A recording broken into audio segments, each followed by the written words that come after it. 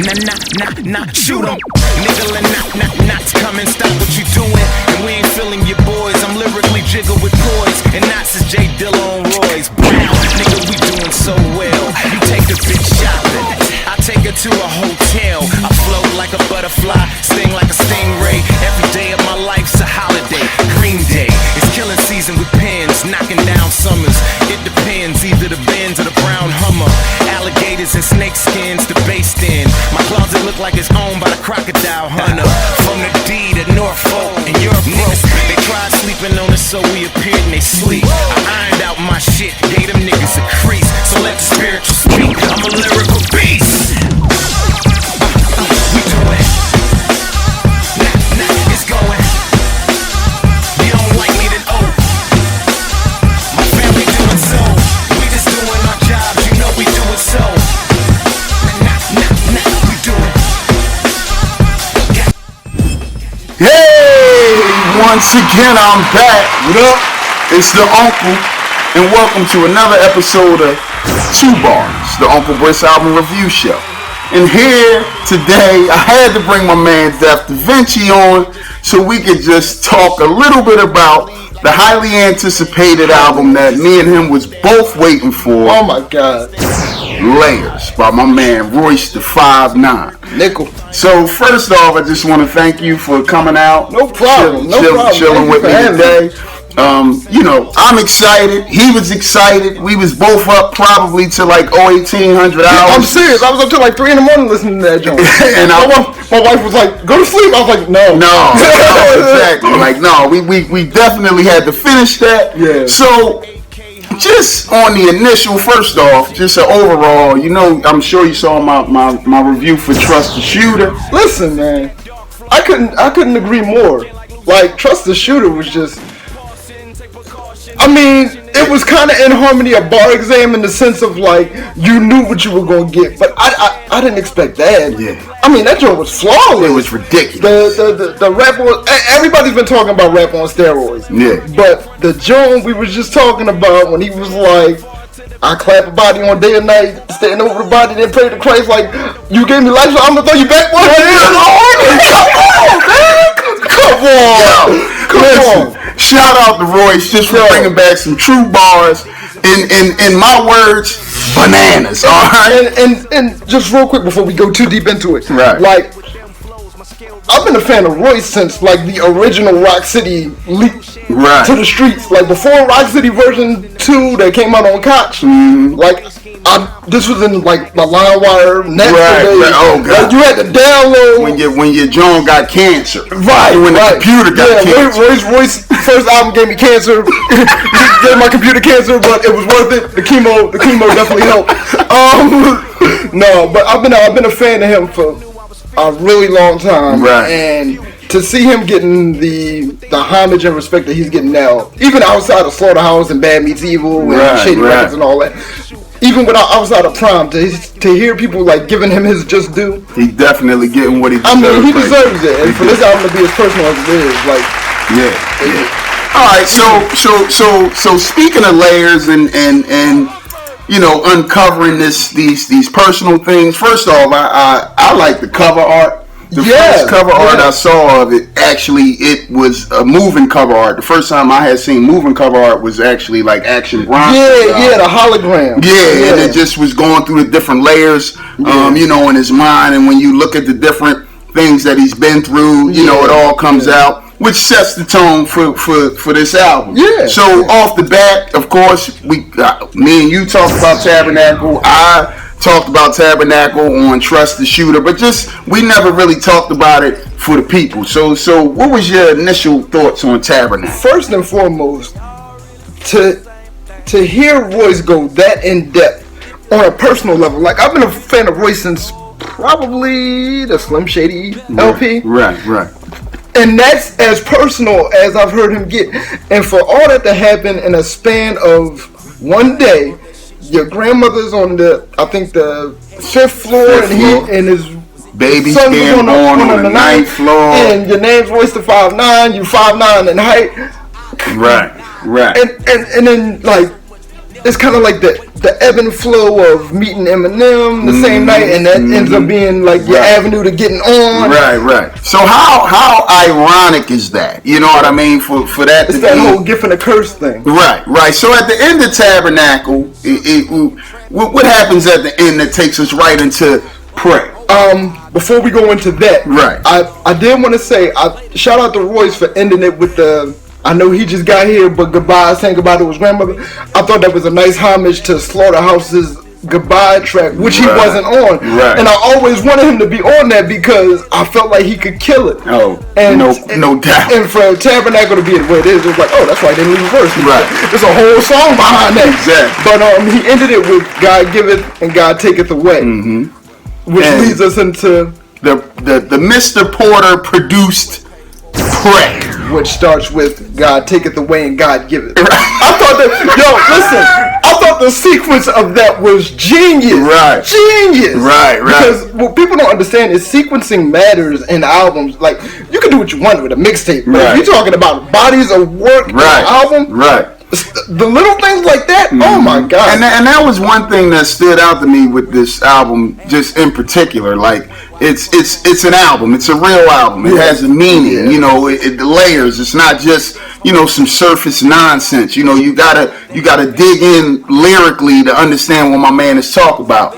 And I like on this track, the Pray track, where he actually says, you know, like, don't compare him to none of the best people. Compare him to a lot of the stuff that's bad, the worst. You know, the worst things that happen to people in the sitcoms and all of that. So, and don't pray for him. You know, when he said, pray for your marriage, pray for your daughter, she's not an heiress. Oh my God. I hope she's taken care of. I'm like, come on, man. Like, just the wordplay and the flow. Oh my God. Oh my God. Listen, Royce, listen, you giving it to him, and you giving it to him the way it's supposed to be given. And when he said, and maybe it's because of my stage name, but I thought that sleeping on me, I come and wake you to death. Yo, listen. Yeah, that stood out to me from the get. I was like, oh my God. So going into, listen, let's shout out Ant-Man Wonder. Ant-Man Wonder from Philly. Right? I gotta give him his props. I wasn't aware he was from Philly until recently, so we really appreciate it. I mean, my man is batting 1,000 right now between the what is it, Savages? Yeah. Oh God. Savages from Trust. Oh, come on. And then we go into the hard track. And listen, yo, that beat is so different. Oh my God. Listen, this track sounds like nothing else, yo. Nothing. And I like Royce's versatility on here. Spoken word at the beginning. Spoken word. Come like on, talking to his teacher. Oh man, then he talks about things that is supposed to be hard, but it's really not. Like, come on, man. And then the harmonizing on the chorus. Yo, listen. I've always been a fan of Royce's harmonizing. I won't quite call it singing because I don't think he's not hitting notes. Right. But he's holding melodies. Right. And which shows a talent. A talent. Right. He's been doing that. I don't know if you remember this, but on Joe Budden's Halfway House, Slaughterhouse had a joint called We Outta Here. And Royce did the hook and auto-tune, and I was like, yo, he sounded like he might be able to really hold a melody. Right. Then, when Street Hop came out, he had a joint called Far Away, where he was harmonizing. I was like, yo, that's a hidden gift. He got to use that more. Royce. History, baby. I'm listening, baby. I'm listening. So, I'm a fan. Listen, I'm going to tell you, this track, Startico. Yo, listen. I'm mad it sounded like that. It was like boom bap, but with flair. And why he thanked Mr. Porter? Yo, listen. With the Friday, and you know this? Oh, come on, man. That beat is just when he said what Pac put him on to the UNLV starter code, had him wondering what Brenda threw the baby in the garbage.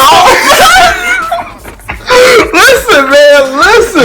Yo, he got some remnants of Pac on this album. Man. You know what? I hear a lot of different influences in I do. I hear Lamar. I hear Lamar in the sound. Mm-hmm. I hear Jay and certain flows that he got. And I think he acknowledged that. He do be shouting and then, out. And then I think it's one of the other tracks that we'll get into. Mm-hmm. I kind of hear a little bit. You can hear the chemistry between him and Marshall. Right. Yeah. Later on. Yeah, but we'll touch on that. But that's so of course, Wait was on Trust the Shooter, but it's still something banging produced by Jake One. That might be the banger of the album. Like that joint is so heavy. It is. It's so heavy. It is. I thought that it was really nice that he had a line where he was like, his son is autistic. Mm-hmm. This might be his defining moment, but let him wait. Right. Listen, I thought that was dope for two reasons. Okay. One, because taking care of your son while he's autistic is a defining moment in itself. Right. Mm-hmm. So I thought that was like a double entendre a little bit. I was like, okay, I see you. Mm-hmm. And then, with me dealing with cerebral palsy, I just acknowledging disability in the song always resonates with me. Mm-hmm. So shout to Royce on that. And there's so many quotables on that. You can't even. I don't even. We'll be here all night. We'll be here all night. Into it. So then we move into the Knots produced track. Shine. Oh my God. The chorus, this is where I hear a little bit of Lamar. Yeah. You know what I mean? And I love the way that Royce just lets the listener know that he's being honest with his bars. You know what I'm saying? And at the end, when he basically says he would rather die than be a sellout. Yeah. You know what I mean? He said he'll die. He'll die before they can buy him in bulk or something like that. Like I'm like, yo, I had to write down some of the Jones for the notes because we talking about Sean, right? Right. This is John when he was like, I make a classic walk away like Tiger with my 9 iron. The master. I'm like, yo, listen. I only came in here to make a classic. Feeling like Tiger, walk out with my 9 iron and take the Masters.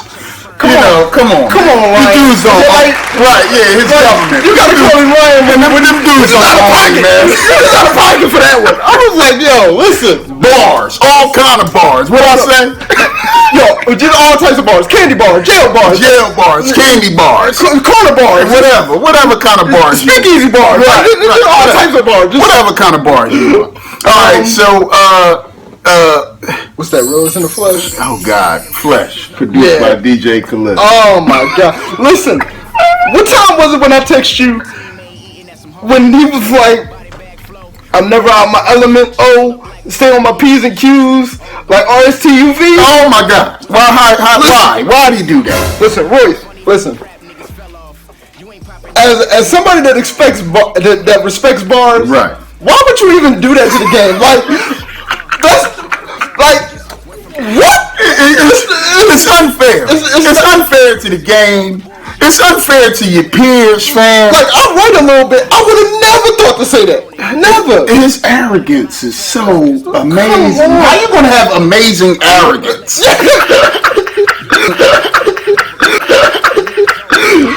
Yo, come on, Royce. Yo. All right, so we definitely both enjoy Misses. That might be his best track ever, yo. Like the concept and the song structure. The truth in the song. Oh my God. The truth. Misses, man. Listen. And it started out so positively. I was like, oh, right. Maybe he made a joke for his wife. Right, yeah, that's how I was thinking. I'm like, oh, wait. Me being retarded. Right. I'm listening to it last night, like, oh, 5 seconds in, I'm like, oh, maybe this would be a nice joint. I can play to my wife. No. I was thinking that too. 4 bars in, I was like, oh, this is going to end up. This is going to end horribly. It's turning for the worst. When he said he got the text that she was on ecstasy and I'm with a bunch of white girls, right. I'm like, oh, this is going to end horribly. Yeah, and that's a great song. Oh my God. I really, really love that song. And I feel like storytelling is something that he doesn't get credit for. Right. You know what? You're right. Yeah. He doesn't get credit for his storytelling ability, and I think it's because people don't really dig deep in this. They don't go beneath the layer. Yeah. I see what you did there. I see what you did there. All right, so then I'm in the crib and I go crazy when I hear this song "Dope." It's like, and that loop, what my man Payne One produced that, and of course we've heard that loop before, that sample, but it's just a little bit smoother, a little bit slower, and I just. You know, I like when he talks of all of the reasons why I'm going back to selling dope. You know, not condoning selling dope, but just the different reasons why people have to. Or but you know what's crazy? If you listen to it, you'll hear the comedy in it. Right. Yeah, that's what I'm saying. The situations that he came up with to go back to selling dope. Right. Like it was one where I'm on a job interview. He was like, my teacher told me to go to the principal's office. I told that chick I'm gonna sell dope. But the one joke that had me like, I almost fell out my chair listening to this when he was like, what did he say? He said, I was taking a picture with a fan. Before the flash went off, I was going back to sell dope. And the crazy thing is, that's the arrogance that this man has. Yeah. And he don't get credit for his bars. He don't get credit for, and I can understand why he's so freaking arrogant, because he's better than half the dudes out here. Yo, listen, like, I mean, when we had that conversation about your shirt switching from Rakim to Royce, yo, we need to get that shirt made. I need a new T-shirt. Yeah, like we need to like I'm gonna get a T-shirt with layers on it because just with layers on. Yeah. All right. So then we get into a track that is deep and really means a lot. A lot of people don't think Royce can talk about anything with any kind of substance. America. Yo, I always wanted Royce to dig deep as far as like talking about like social issues, just to kind of see what his take on it was. And I feel like this was the first track that I've really heard him like dig deep to the point where he's talking about like overlapping racism issues and slavery being like an underlying theme of why black people act the way they act. And he talks about us, we need to build our confidence up, you know, and it's just, he also like touches on a lot of us getting out of this box that we put ourselves in, you know, so I really enjoy the versatility as far as Royce is concerned on this particular track. And I also like the fact that there was like I guess like talking about the hypocrisy of like becoming great in this country, right? Like they want you to be humble, but being, I guess he felt like humility doesn't get you anywhere. Right. So you have to have that arrogance that we've been talking about. Right. The arrogance that he is so well at having. Yeah. So, you know, the other track that he released a little bit early, Layers, which features Pusha T and Rick Ross. And I have one gripe with this song. You got a gripe with this song? I have one gripe. I'm about to have a gripe with you. My only gripe is we always talk about sequence. Yeah. You know, for who should rap first, who should be second, and who should be last. And when I was surprised to hear him in the middle of this, because I see what you're saying. Because Ross, as good as Ross is, don't get it twisted, but as far as the bars are concerned, in my opinion, Ross should have been first, Pusha should have been second, and it's Royce's song. He should have just smashed the rear, because, you know, that line about the Dougie Fresh line, beat the box up, you know.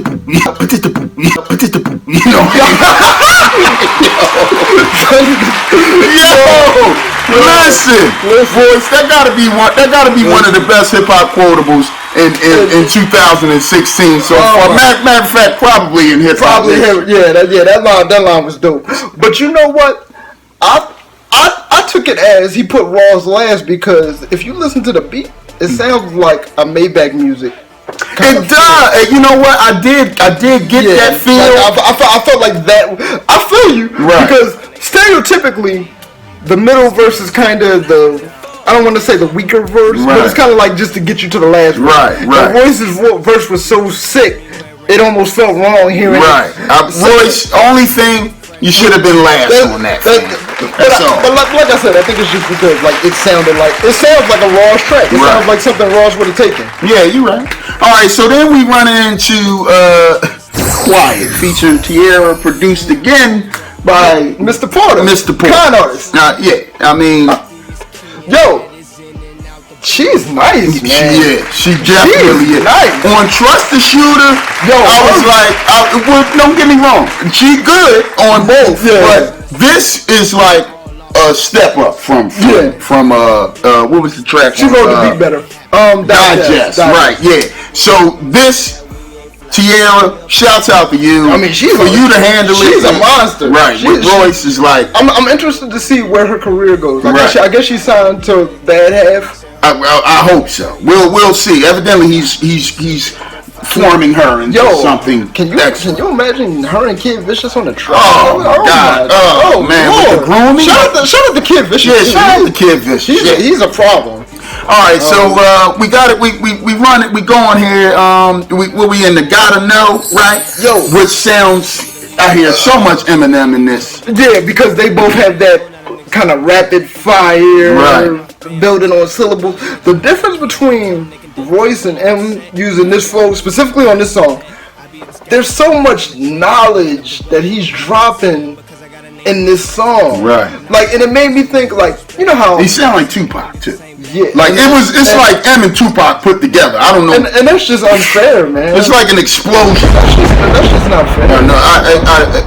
All right. Listen. You got something else to say? Cause I just wanna. Yeah. We're gonna sum it up because I know y'all people can't hang in there this long. Yeah.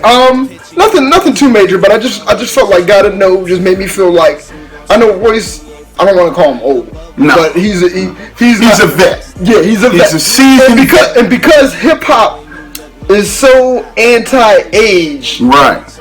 I felt like that was the perfect. Gotta Know was the perfect song to show why age shouldn't matter in hip hop. There is so much wisdom and so many gems in that song that it's timeless. It is. It's timeless, and certain wisdom only comes with age and experience. Right. So shout out to Royce for dropping that knowledge. I thought that was really dope. And then we end the album so beautifully. We ain't talked about the interludes and all of that, and the linking and everything, but that actually just ties into making this album a cohesive, a beautiful body of work, but off. Why would he end the song why would he end the album like that? I mean, he was still rapping when the song I know the song just fizzled out and he still was spitting bars. I was like, where's the rest of it? But what stands out to me is where he says he wants to be famous like Drake. But he knows he's not going to get like that because he raps like Black Thought and the great Elzai. Oh my God! Royce, listen. Hey, what do you say? We appreciate you, fam. And when he said, what do you say? The J Electronica line of J Electronica can bag a raw child without dropping the album. I'm sure I could come back. I was like, come on. Why?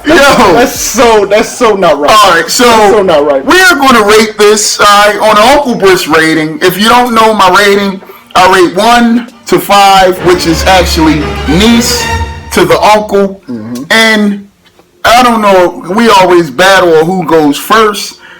Being as though this is my show, I'm going to let you go first and I'll bring up the rear. What would you give? Okay, let me say this. And Royce the 5'9's layers. And I didn't tell you this. But okay. I said to myself earlier, I said, whenever me and you get together for a review, it's always an event. Right. Like, it's always like, it just so happens. What's today's date? Yeah, right. It just so happens to be like one of the best albums of the year. Right. Like, we did Kendrick together, we did Compton. And it's always raining. What is with that? It's always raining. What is with that? Like, every time we get together, like, I think about it one time. It's always raining. But it's always monumental. Yeah. It's always good. I say that to say this. Mm-hmm. Royce said that he wouldn't leave this game without a classic. Okay. All right. I don't think he has to worry about that anymore. No. I don't think he has to worry about that anymore. So, do we both agree that I had one gripe on here, and it was the he should have been last on layers. Mm-hmm. The uncle. Sounds like me. There we go. Like, listen. There we go. We talked about this earlier. When I listened to this album, I compared it to the last album that I thought was flawless. Right. Which was Compton. Compton. Right. Okay. Me too. No flaws in Compton, in my opinion. And what I said in the review was, You can nitpick, but it doesn't take away from how good the album really is. Absolutely. You could nitpick this. Like some people might not be into the spoken word flow on hard, but that's nitpicking. Right. And it's not like it's the whole song. Yeah. That's just preparing you for what comes later. Right. And the body of work as a whole is just, you don't skip anything. You don't. Like I played it not 3-4 times before we even got together, and I was like, this and Trust the Shooter, you can let them just run straight through. How you get 2 classic bodies of work within like 3 weeks? Yo, like how? Listen, I don't know, man. Listen, thank y'all for hanging in there with us. You know what I'm saying? Hopefully y'all enjoy Layers by my man Royce 59 as much as me and Davinci did. Alright, we gonna get out of here. Peace.